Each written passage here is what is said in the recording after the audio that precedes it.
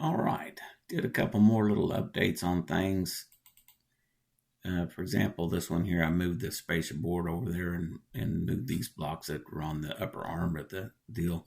Add the spacer blocks, made the carriage bolt more look like a carriage bolt, kind of emphasized the nuts and bolts on there, and then how to do this one here.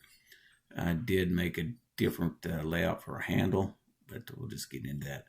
And then I didn't have the um, table or the fence for the top. I went ahead and rounded the corners, drilled all of the holes for the sides. I didn't really change the gear slide at all. And I did put a couple notes in here. Number one, drill oversized holes so it doesn't split the rings.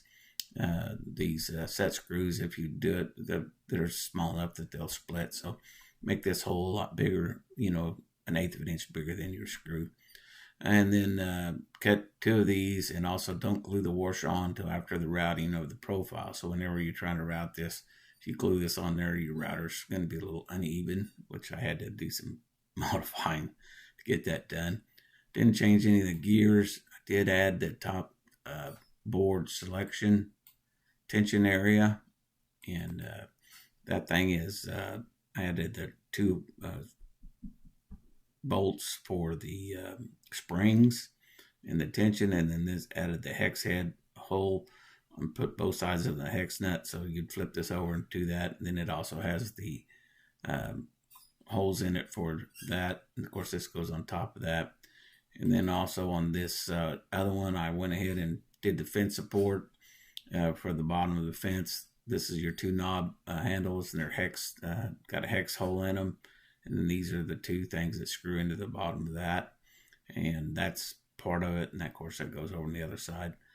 Didn't change the lower die side. I did make a spacer block with the holes drilled in it for that.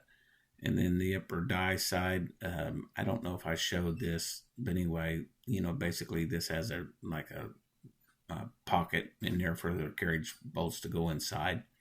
And then here's the tension handle. I made it a little bit longer, and then I put a place in there for my finger so I can just real quickly twist it in and around. And so made that a little bit thicker, but that was that. And I didn't change the wheel here, and I didn't change this. And these I added, of course, the hex nut hole slots for the holes go in. So anyway, if I make another one of these, this will be in pretty good shape. I did go out to the shop and I put rollers underneath the arm of underneath these two things. I put some rollers down here, right here, so it would roll with the direction of this, and mounted it as kind of like a little dolly that this sits in, and it raises it up high enough to where this isn't dragging the ground, so you can sit there and crank it and just roll it up to a piece of cardboard, and then while someone's holding and cranking it, they can do that, or you can roll it along the cardboard. So anyway, that's what I've added to it. And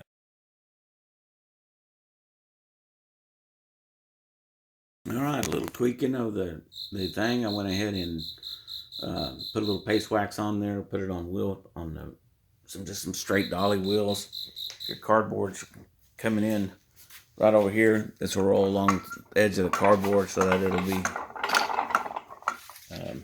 be working. And yeah, I would like to change this handle, put like a fingernail, so I modified that in the diagram. There's a couple things that I would change on here, but not too bad. Got to cut these down just a little bit and around the edges so that they're not going to be boogering me when they're walking around. Anyway, that's what she's coming around, and the handle turns and it all does its thing, and looking good. All right, well, I made a mistake. My first one, I went to drilling it with a center point bit, and man, don't use twist bits and don't use center point bits on this. It just broke it right off the bat. So I'm like, Anyway, so And I'm thinking, how can I make this thing fit this form? So went ahead and cut a piece of plywood. I rounded the corners off on both sides.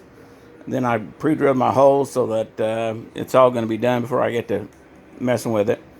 And then, and that fits, this is going to fit right over the top of this thing right over here.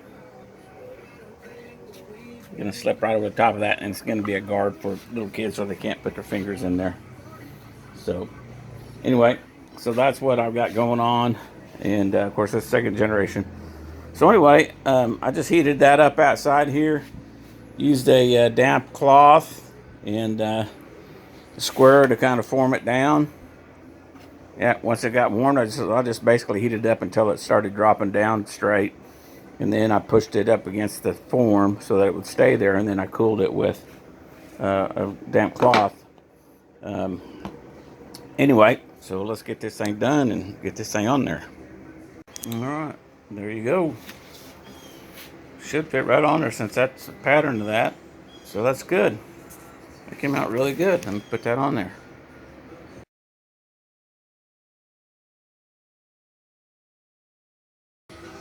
All right, it came out good. Just kind of let it float on there. If it gets banged, plexiglass shatters real easy. So, and this is Lexan, so it should be all right. But I did let it float in there. The wheel will go around.